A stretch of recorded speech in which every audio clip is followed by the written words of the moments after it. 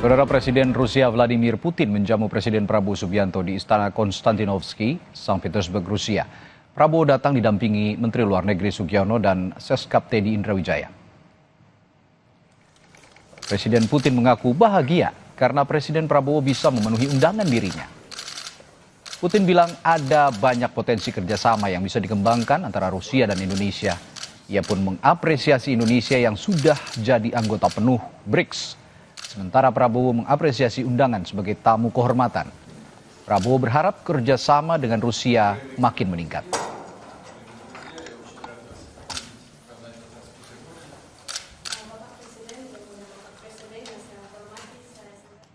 Beralih ke sorotan lain, perang Iran-Israel terus berlanjut memasuki hari ke-7. Iran meluncurkan sejumlah rudal ke wilayah Israel. Salah satunya rudal Sejil yang baru pertama kalinya digunakan Iran dalam perang. Iran menyebut Sejil sebagai rudal ultra heavy jarak jauh fase kedua yang canggih. Iran menyebut rudal ini diarahkan ke target strategis di wilayah Israel. Iran sebelumnya mengklaim serangan rudal dan drone mereka berhasil menyasar markas Mossad, Badan Intelijen Israel.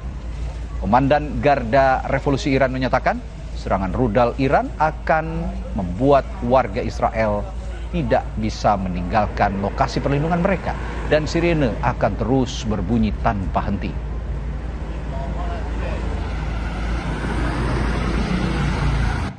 پاسداران انقلاب اسلامی هشدار داده بود که درب‌های جهنم به روی شما باز خواهد شد. موشک‌های رعدآسای هوافضای سپاه نخواهد گذاشت لحظه ای را بیرون از پناهگاه‌های زیرزمینی سر کنید.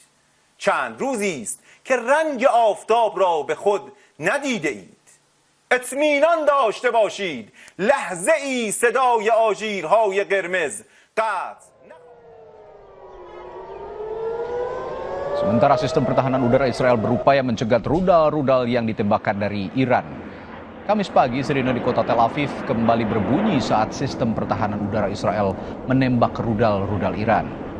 Salah satu lembaga HAM di Washington memperkirakan ada 639 orang di Iran tewas akibat perang, 1.300 lainnya luka-luka, sementara pihak Israel sedikitnya 24 orang tewas dan ratusan lainnya luka-luka.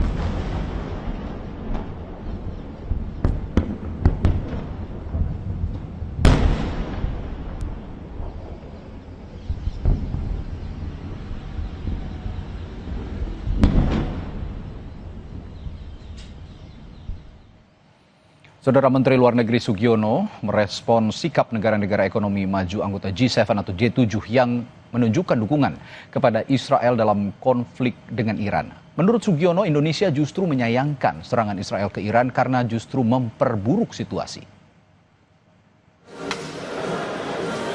Sugiono menegaskan Indonesia tidak mengharapkan situasi saling serang antara Israel dan Iran. Perang menurut Sugiono menimbulkan ketidakpastian global dan penderitaan warga kedua negara. Sugiono pun bilang Indonesia siap berkontribusi demi terciptanya perdamaian dan berharap semua pihak menahan diri.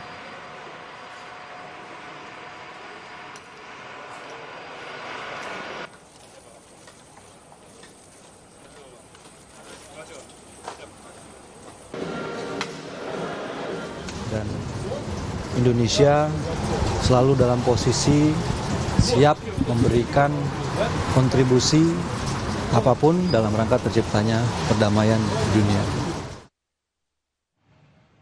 Menlu juga menegaskan telah menetapkan status siaga 1 untuk Kedutaan Besar Republik Indonesia di Teheran, Iran, seiring meningkatnya eskalasi perang Iran-Israel. Karena itu, Menlu juga meminta KBRI Teheran untuk menyiapkan rencana evakuasi 380 warga negara Indonesia di Iran lewat jalur darat apabila situasi semakin memburuk.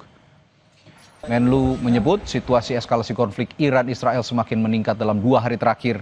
Karena itu, dia memutuskan peningkatan status siaga 1 di KBRI Teheran dan meminta KBRI menyiapkan rencana kemungkinan evakuasi bagi WNI di Iran.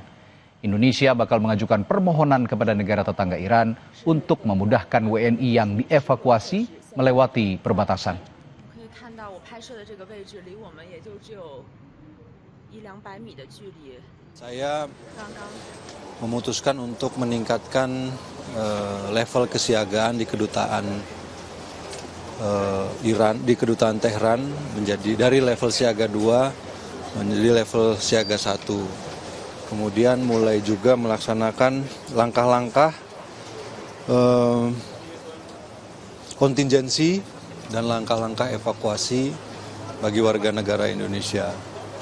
Kami juga sudah melakukan komunikasi dengan beberapa negara tetangga Iran, memohon supaya pada saat terjadi evakuasi nanti warga negara kita diberikan kemudahan melewati perbatasannya.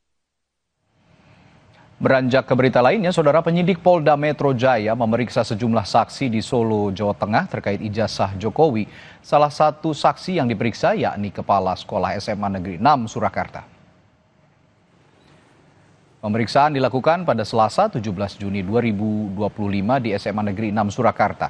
Kepala Sekolah SMA Negeri 6 Surakarta bilang ia diperiksa 6 penyidik Polda Metro Jaya sebagai saksi terkait ijazah Jokowi.